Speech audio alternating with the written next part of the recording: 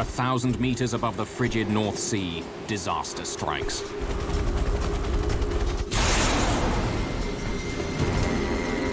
A helicopter is crippled in the middle of a sudden storm.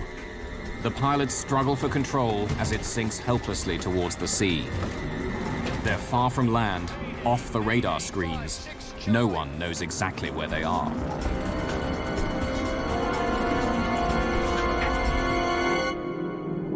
In the days that follow, investigators search for the truth hidden in this tangled wreck. The cause of the crash shocks those involved and reveals a hidden danger that reaches far beyond the North Sea. 3,000? Here. We're not getting any oxygen. We have the terrain alarm. Even our aero crew 603. We are in an emergency.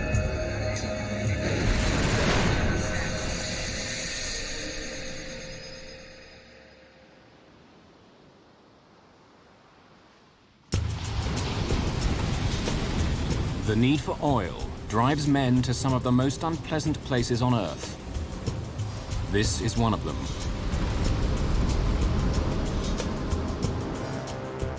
The North Sea divides Britain from mainland Europe. It's a shallow sea, and the cruel winds that race across it can whip up enormous waves. The sea is cold, grey, and violent. But there's oil out here. And so dozens of drilling platforms and thousands of men must face whatever the weather throws at them. The only efficient way to get the men out there is by helicopter.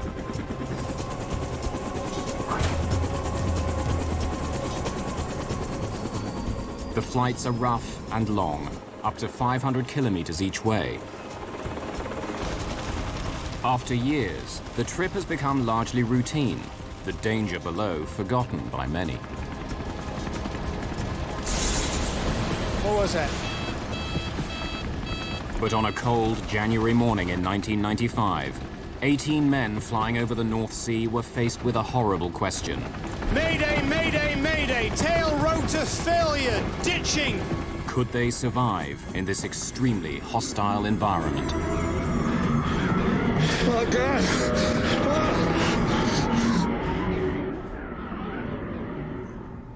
January the 19th, 1995.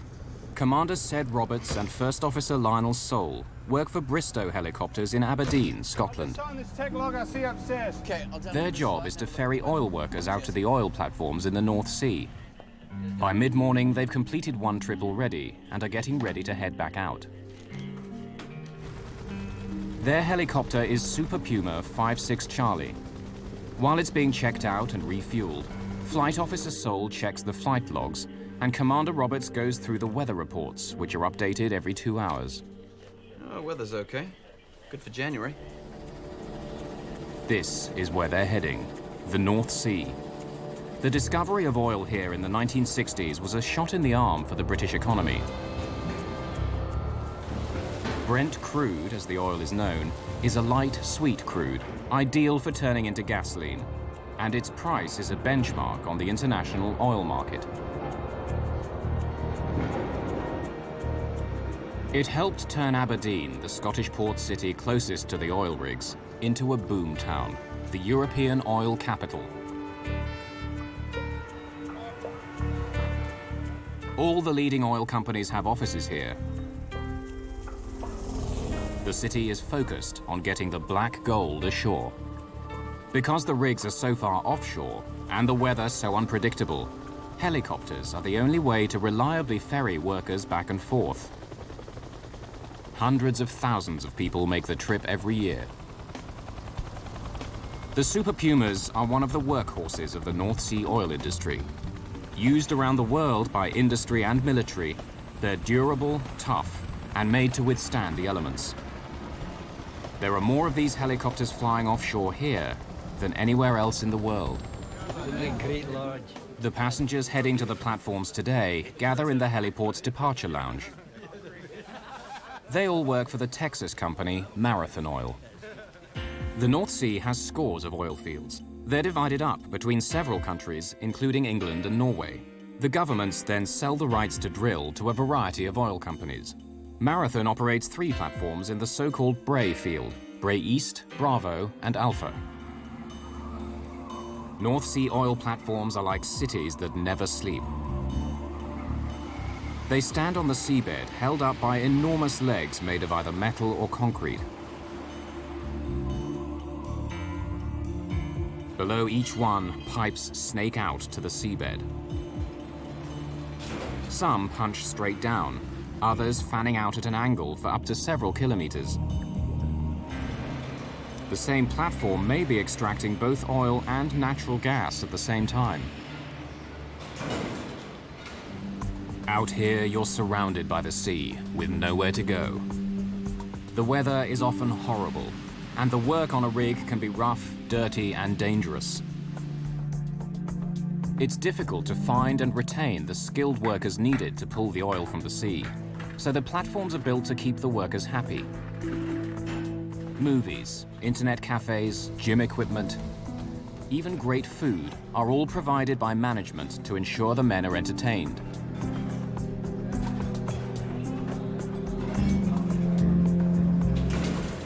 During 12-hour shifts, workers handle heavy equipment and deal with great heights or great depths.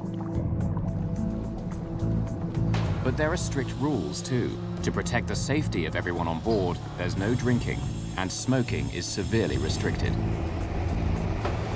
Mayday! Explosion and fire on the Piper platform. All personnel abandoned. One of Britain's worst disasters happened in the North Sea oil fields. In 1988, on Occidental Petroleum's Piper Alpha platform, the gas exploded and set fire to oil.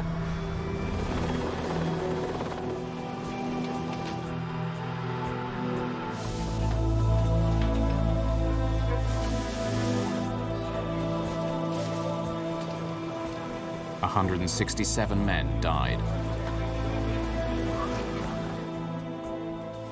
The potential for disaster is never far away. But on this January day, the Marathon oil workers prepare as they always do. All 16 are scheduled to spend 2 weeks on Marathon's Alpha platform, followed by 2 weeks off. To these men, getting to work has become routine. But getting a ticket on this flight calls for something a little out of the ordinary.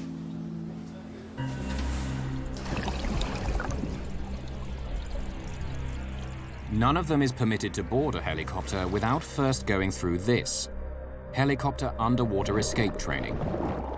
Their lives may depend on knowing how to get out of a submerged helicopter or oil rig, and knowing what to do once they find themselves in the chilly North Sea. Several accidents over more than 20 years have driven home the point. Training may help a worker survive.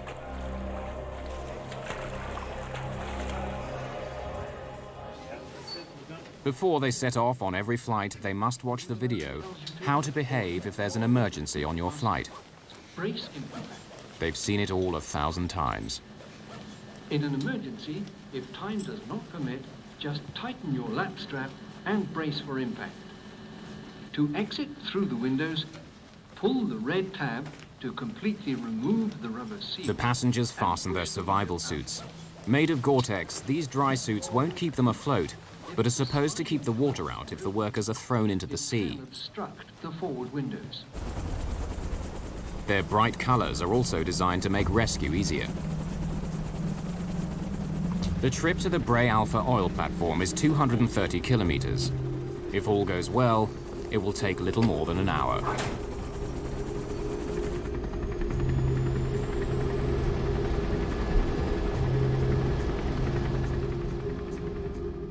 Then, 120 miles out, they'll reach an area called the Gate. That's where all the helicopters split up and go their separate ways to the individual oil platforms. Bray Alpha is about 40 kilometers from the Gate. For part of the journey, the radar operators at air traffic control in Aberdeen won't be able to see them. The reason why we lose low-level radar coverage out over the North Sea is, in essence, because the Earth is round. As a helicopter's flying outbound to an oil rig, it's actually following the curvature of the Earth. But radar pulses travel in straight lines, which means that as they travel further and further away, a gap opens up between the surface of the Earth and the radar waves. If an aircraft flies into that gap, then it'll disappear from radar. In the case of Aberdeen, a helicopter operating about 2,000 feet will disappear into that gap at about 80 miles. It's a black hole, which Super Puma 56 Charlie is now entering. The helicopter and the 18 men on board are over halfway to the rigs, and from this moment on, no one knows exactly where they are. 56 Charlie is a Super Puma helicopter serving the North Sea oil platforms off the coast of Britain. It's halfway through a long flight carrying 16 passengers to the Bray Alpha oil rig. The crew is getting concerned about what they see on their weather radar. The forecast called for scattered clouds, but the weather is changing fast. What do you think about this cloud? It's quite thin. Yeah, but look, we're getting some cumulus too. It's quite small, about 100 yards across. Yeah, but it's developing a bit. Cumulus are puffy white clouds like balls of cotton wool. They're beautiful to look at and usually harmless. They only last between 5 and 40 minutes. But helicopter pilots prefer to go above them if possible, because the air inside and below gets very bumpy. Let's try to climb above it. Go to 5,000 feet. Right.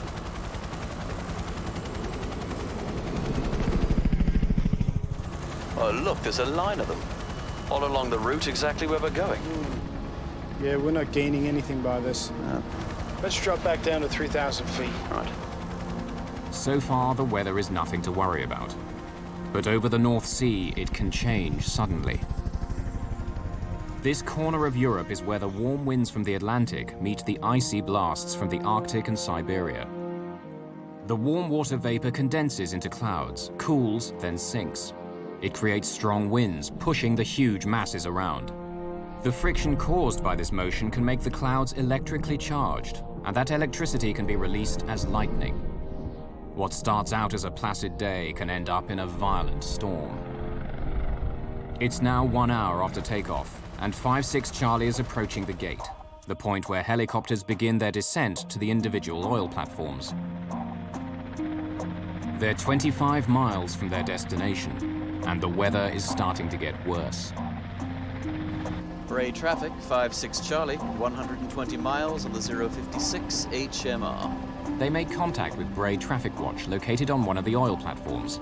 It handles all the comings and goings of helicopters.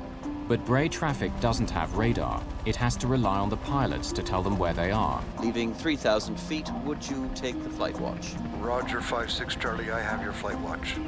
Aberdeen information, Bristow's 56 Charlie at 120 miles. Leaving 3,000 feet, Bray has the flight watch. Roger, 56 Charlie, continue with Bray traffic. Quite suddenly, the weather has changed. Instead of the harmless fluffy balls of cotton wool, a line of dangerous cumulonimbus clouds is now blocking their path. They rise up like huge white mountains, more than 10,000 meters, far higher than the chopper can fly. Underneath, they're dark and menacing. Pilots try to avoid them at all costs. Inside, gusts of wind can reach up to 100 kilometers an hour. The turbulence can make the flight unpleasant, but that's only part of the danger. The cumulonimbus, that's the granddaddy of all clouds. It stretches from around about 1,000 feet at its base all the way up to 28, 30,000 feet. They are the most dangerous clouds that aircraft can come across, particularly small aircraft like helicopters. Within a cumulonimbus, you're going to find severe turbulence, you're going to find icing, you're going to find heavy rain, and of course you're going to find lightning. If you're flying a helicopter, that's not where you want to be. Lightning is one of the most powerful forces of nature. Around the Earth, it strikes an average of 100 times per second, each strike with a power of up to 1 billion volts. Aircraft can't completely avoid it. On average, every passenger jet will be hit once a year by lightning, but the design of the planes helps prevent them being badly damaged. Their bodies are traditionally made of aluminium, which is a good conductor of electricity. The lightning passes harmlessly along the fuselage and exits from the tail. Helicopters use the same type of design to keep safe, and helicopters need it in the North Sea. With such stormy weather and so many helicopters, lightning strikes are inevitable. As they begin their descent, the Super Puma enters the line of clouds that stands in their path. Bits of cloud coming up here. It's okay, it's still green. Let's carry on through that. Green on the weather radar means there's rain, but it's not heavy enough to worry about. What the pilot sees in that is actually simply like a television screen. On that television screen he has a map, and overlaid on top of that map is a series of banded colours. If there's no rain, he has a blank map. If there's lots of rain and it's heavy, he has lots of red squares on that, and that gives you the idea of the intensity and the location of the rainfall. On board 5-6 Charlie, the weather gets more intense. They begin to get pelted by hail. Hey, where'd this come from? It's coming in through the vent. It's like being inside a beanbag swamped by polystyrene balls. It's so thick. How come the engines are still running? There can't be any air left out there. No. Now another problem. We've got a hard over on the ice detector. It's probably just an ice pellet stuck in the probe. Right. The helicopter has an ice detector, a probe outside the craft, which is supposed to tell the pilots whether there's ice on the blades. But they think it's become jammed with ice and is giving a false reading. And then, disaster. Bloody hell. What was that? Lightning, I saw it. Well, this is bad. There's something very, very wrong with this. We'll have to go down, I'm afraid. The helicopter has been damaged, but they don't know how badly. The entire body is shaking and vibrating. The crew's first instinct is to get down to a lower altitude in case the worst happens and they fall out of the sky.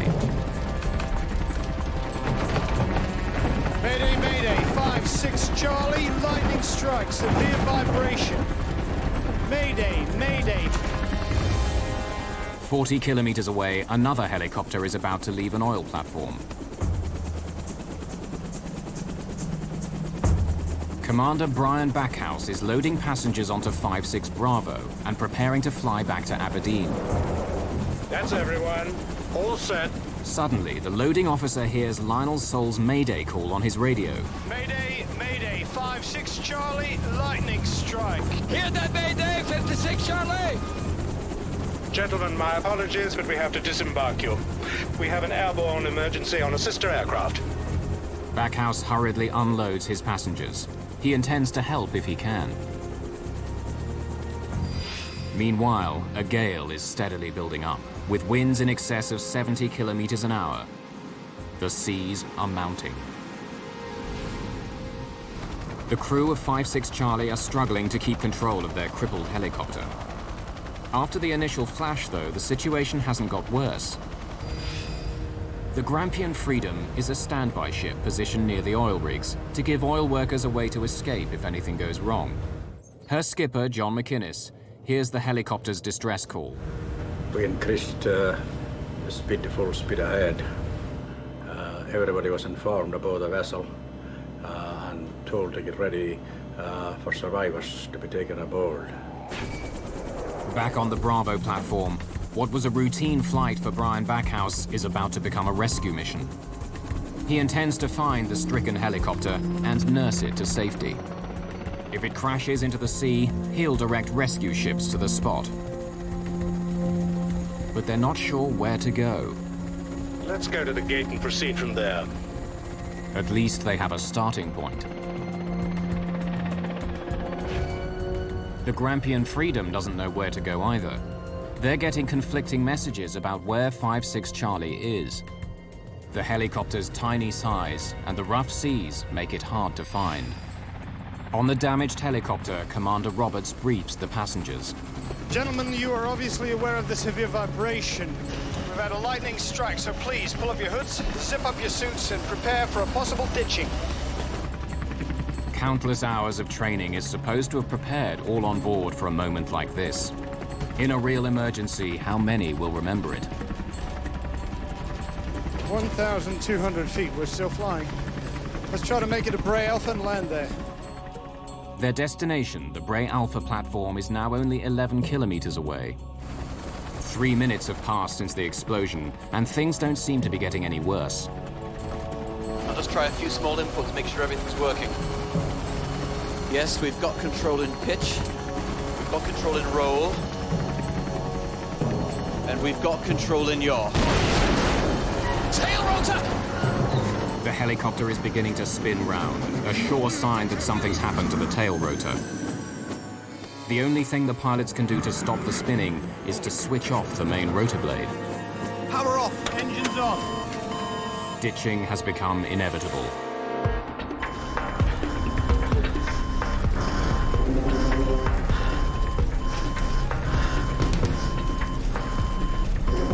Five-6 Charlie is falling fast, more than 600 meters a minute, with the main rotor acting like a kind of parachute, the blades being turned only by the air that rushes through them.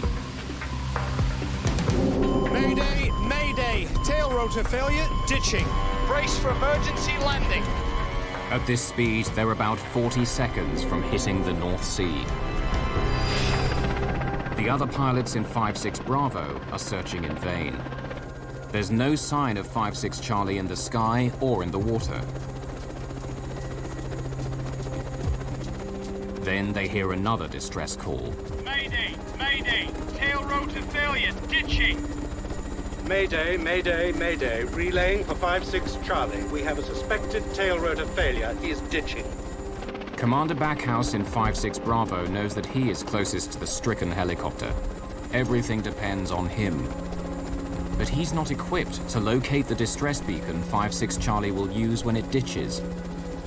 All he can do is search mile after mile of grey sea. Back on the Grampian Freedom, the crew begins searching the sea as well as the sky. But they know 5-6 Bravo can cover ground more quickly than the enormous, slow-moving ship. They do what they can and wait for better directions. Floats, floats, I can't find the floats. I got it. Just keep it at trim angle. Right. The pilots of 5-6 Charlie are about to attempt one of the most difficult maneuvers, ditching or landing in the middle of the heaving sea. Floats under the helicopter are meant to keep it from sinking. If they're deployed too soon before touchdown, the chopper may lose what little stability it has and topple over. Too late, and they won't inflate completely. Instead of riding the waves, the helicopter will sink below them. There's no second chance.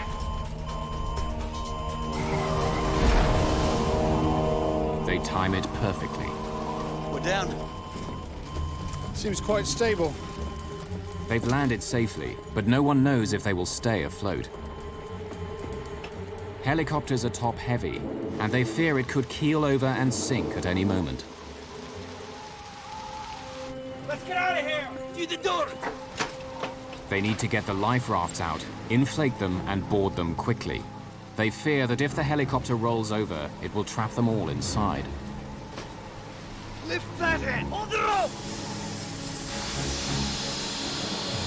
You go back and help with the evacuation. I'm going to shut things down here. Right. I'm going to try one last Mayday call. But the evacuation doesn't go smoothly.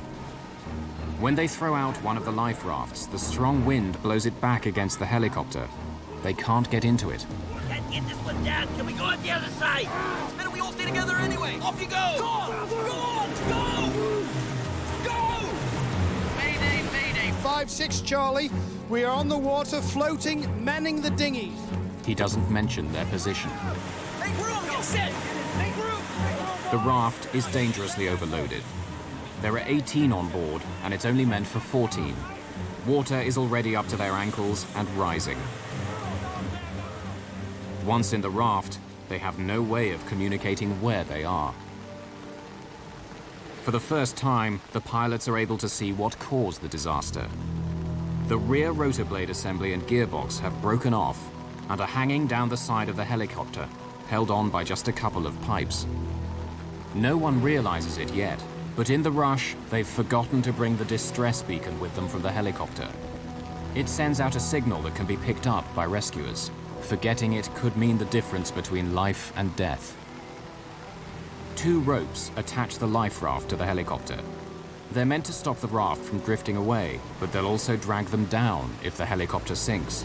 One of the passengers has a knife. Shall I cut the line? No, not yet. We have a better chance of being spotted if we're close to the helicopter. Problems mount. The passengers are trying to raise the canopy to protect them, but it gets stuck. Without the canopy, they're at the mercy of the waves. And then, the helicopter itself becomes a danger. When the doors were jettisoned, they were supposed to be designed to slip down into the water and sink. Instead, one of them, which has a jagged edge, is floating on the surface, and it's heading straight for the raft.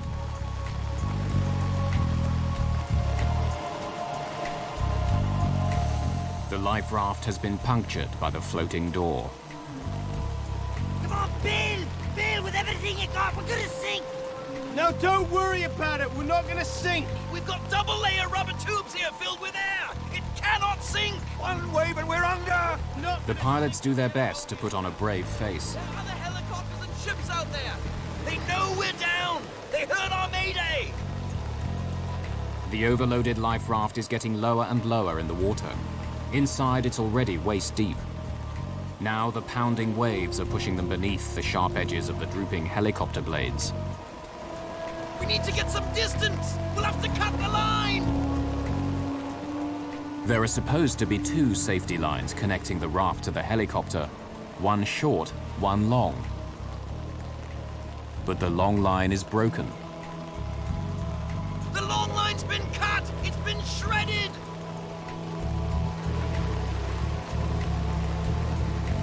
You'll have to cut the short one!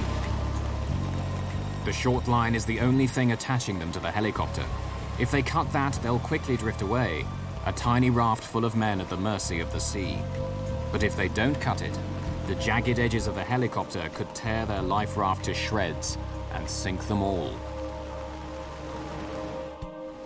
18 people have scrambled aboard a life raft after their helicopter crashed into the North Sea. The raft is overloaded. It's been punctured by the jagged metal edges of the helicopter door and is getting lower and lower in the water. They have to get away from the helicopter. Flight Officer Lionel Soule takes the fateful decision and cuts the rope. They begin to drift away into the storm. The conditions are deadly. Most of their survival suits are leaking freezing water. For a person in the water, hypothermia can begin when the temperatures of air and water added together is below 50 degrees centigrade. In the North Sea in winter, the temperature is far below that. Normal muscle and brain functions are quickly affected. The core body temperature will sink, followed by unconsciousness and death.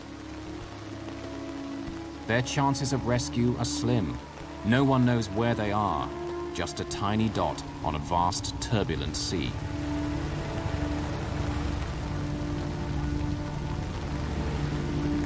Quiet! Quiet! I hear something! There's a helicopter!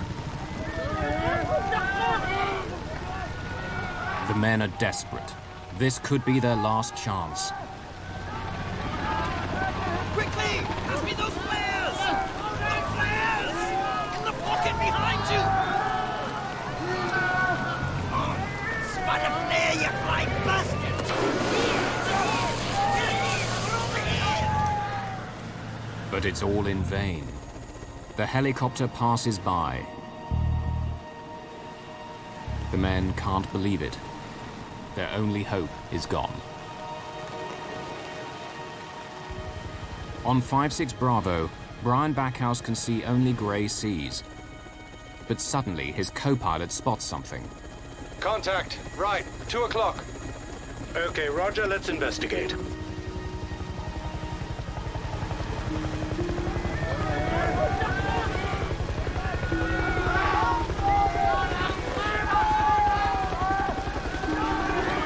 Target. Contact. Target confirmed. 56 Charlie. Stand by for position report. Like a guardian angel, 5-6 Bravo hovers directly above the survivors for over an hour. directing rescue boats and aircraft towards this tiny speck in the ocean. He came in and hovered fairly close because he wanted to count the number of people on board the life raft. So for a while he was right over the top of us and blowing us around a bit. But as soon as he had got the information he wanted, he backed off and he was just marking the position for the rescue craft to find us. First to arrive is the Grampian Freedom. We had lookouts posted all around the vessel, some on top of the bridge, on each wing of the bridge. A helicopter came and it started crisscrossing our bow, which is not our procedure in that kind of situation. Almost a mile away from the raft, the Grampian Freedom launches its fast rescue boat. The boat sets off at full speed to the rescue. The rain and waves make finding the raft difficult. Hey! There's a boat! It's coming! No, don't think us! Relax, boys, they know what they're doing! Let's go! Quickly, go! The rescue boat throws a lifeline to the stranded men, and they begin pulling themselves to safety. But there's another challenge ahead their training hasn't prepared them for. We reached the standby boat, and you're looking at the hull, a huge steel hull. You said, I'm never going to get up there. But the crews are well trained. They wait for the swell to go up and down in the right motions. And they have a large net hanging down the side of the boat. And they said, we're going to come alongside, we'll be on the top of the wave, and when we shout jump, you jump and grab the net.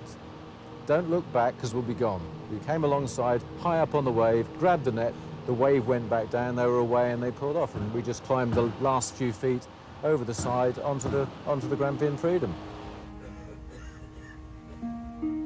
Later that day, a rescue helicopter winches up 14 of the survivors and flies them back to Aberdeen. 4 of the men, however, never want to travel in a helicopter again, so they refuse to leave the Grampian Freedom.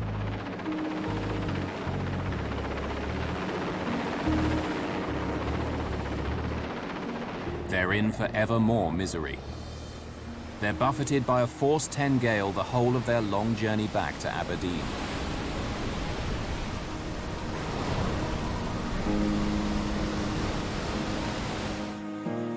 Through their skill and against all the odds, Cedric Roberts and Lionel Sole have saved the lives of all on board.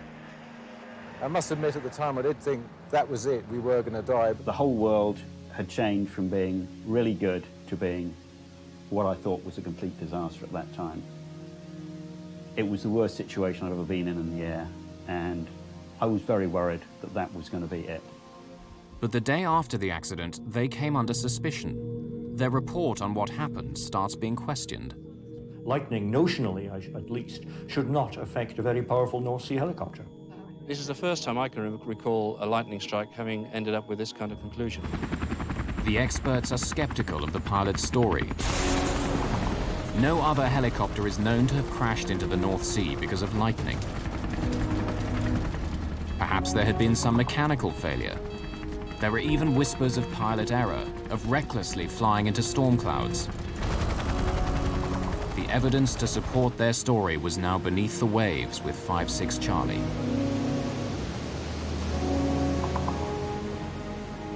The Air Accident Investigation Branch, Britain's air crash detectives, begins searching for the truth.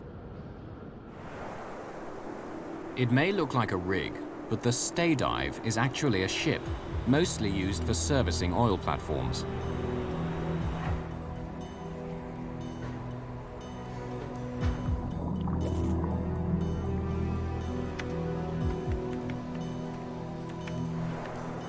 It has 9 powerful engines which keep it stable in almost any weather.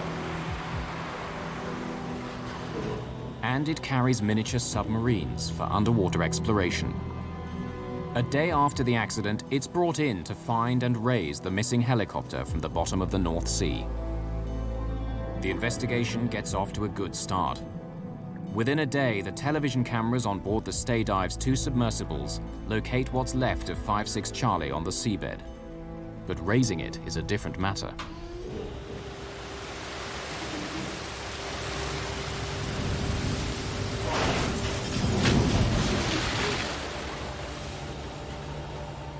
They carry on working into the night. Soon, several pieces of 5-6 Charlie have been recovered, but still not the vital clue, the missing tail rotor. Ed Trimble was the AAIB's lead investigator. But the big problem was to recover the tail rotor assembly. Without that, the investigation was literally going nowhere. We knew that the tail rotor assembly had been dangling over the side of the pylon as the helicopter had ditched, and it had therefore detached at some point between the ditching and where we had caught up with the main wreckage. Keeping the stay dive going would cost another £20,000 a day. Ed Trimble rang his boss. He was fairly skeptical of our chances. He asked what I thought our chances were of finding the tail rotor, and I, being an eternal optimist, I said 80%. To which he replied, I think you'd be very lucky if you've got a 10% chance of recovering the tail rotor assembly in the North Sea. Ed Trimble stays up all night, relentlessly monitoring the underwater cameras. I didn't want to be in a situation where we would have missed any evidence of further wreckage, and in particular, any parts of the tail rotor assembly. Go get yourself a coffee, Eddie. And by the time 8 o'clock was looming, I decided to go down to the galley to get a coffee. And I couldn't have been away any more than maximum 7 to 10 minutes when I suddenly heard these tremendously excited shouts from our team. Yes, Eureka, we found it! As I walked in, I ran in, there, and smack in the middle of the screen was the whole of the tail rotor assembly. And even at the first glance, I could see that one of the tail rotor blades showed clear evidence of a lightning strike. The crew was right. The submarine's cameras reveal telltale burn marks on the tail rotor blade. A close look at the wreckage on the deck reveals that 2 of the main rotor blades were also struck by lightning. But it's this tail rotor that suffered the most damage. Since lightning is not known to have forced a helicopter to crash into the North Sea before, the question is, why now? Ed Trimble called in lightning expert John Hardwick to discover just what had hit 5-6 Charlie. What we wanted to do with this set of tests was to take a set of tail rotor blades from the Super Puma helicopter and subject them to varying energy levels of simulated lightning strikes. The lightning objectives at Culham basically were to try and reproduce the degree of lightning damage in order to identify what kind of level of energy was associated with this particular strike. This home video of the tests was taken by Ed Trimble. Representatives of the company that makes the Super Puma were there too. Hardwick ran the blade through several lightning strikes until he was able to reproduce the damage found on the rotor blade.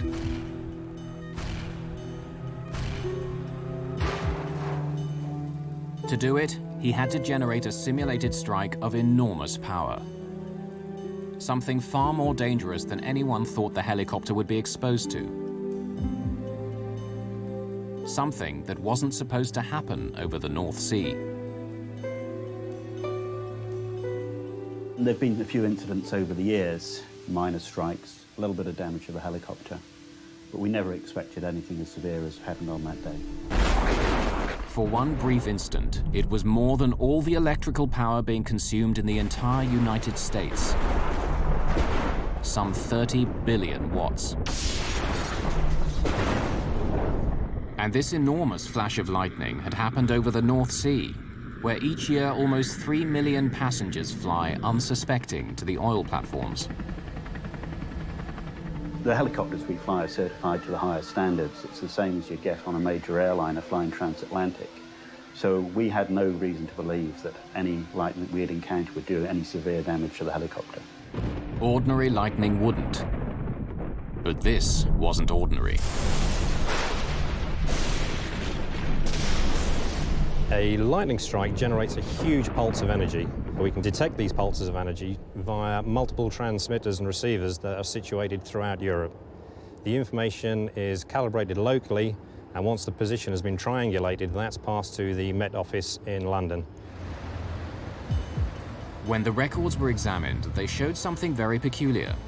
This is what they think happened. Inside cumulonimbus clouds, tiny ice crystals are swept upwards by the wind currents. At the top of the cloud, where it's much colder, they combine with other crystals to form hail. The hail, being heavy, plummets back to Earth.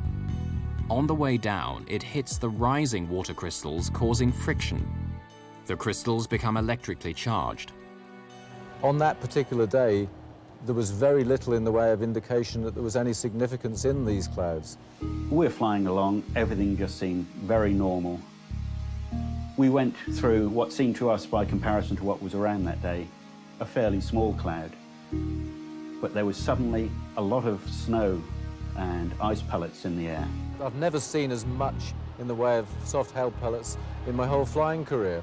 And the worrying thing was that immediately we knew that obviously there was a high level of energy in that cloud to produce that amount of soft hail, which also meant there was a high chance of there being lightning there. But by that time it was too late. When a helicopter enters the cloud, the sharp tips of its whirling rotor blades cut through these crystals, causing more friction, more electricity, until it's all released in a blinding flash. The records showed that the flash which hit 56 Charlie had been the only one recorded over the North Sea that day, caused almost certainly by the helicopter itself.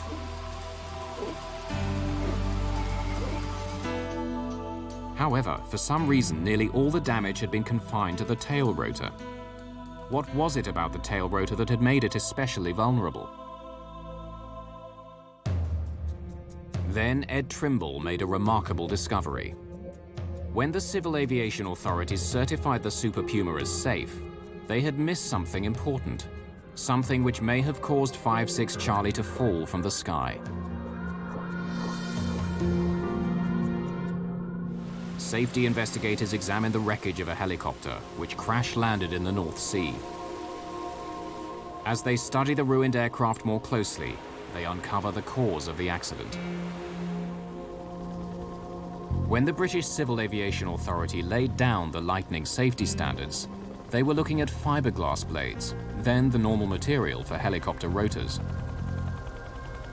But in the 1980s, plane makers began using the new composite materials, like carbon fiber, which were lighter and stronger. In particular, they began making the rotor blades out of carbon fiber instead of fiberglass. It was assumed that the same standards would apply equally to the new blades. In the industry, that's known as read-across, and it's very dangerous. In fact, it was the very design of these composite blades which brought down 56 Charlie. Although made of carbon fiber, composite blades have a metal anti-erosion strip glued on to protect the edge. That's where the trouble starts. Carbon is a conductor of electricity, but it's 1,000 times worse than aluminium, so you get 1,000 times as much heat produced. The carbon blade gets very, very hot. And when the current meets the metal strip running along the edge, there is furious arcing and sparking, until finally part of the erosion strip explodes. As little as 100 grams of the erosion strip flew off, but it was enough. Without its weight, the rear rotor was unbalanced. That's what caused the vibration felt on board 56 Charlie immediately after the lightning strike. 3 minutes later, when Lionel Soule tested out the controls, the unbalanced blades put the tail rotor under enormous stress. The bolts holding it on snapped. We've lost the tail rotor! Tail rotor's gone! It was like a blowout in a car, only much, much worse. Things at that point were really very, very worrying. We both knew what had happened. We'd lost the tail rotor. And if you don't do exactly the right thing at that point, your life expectancy is very short.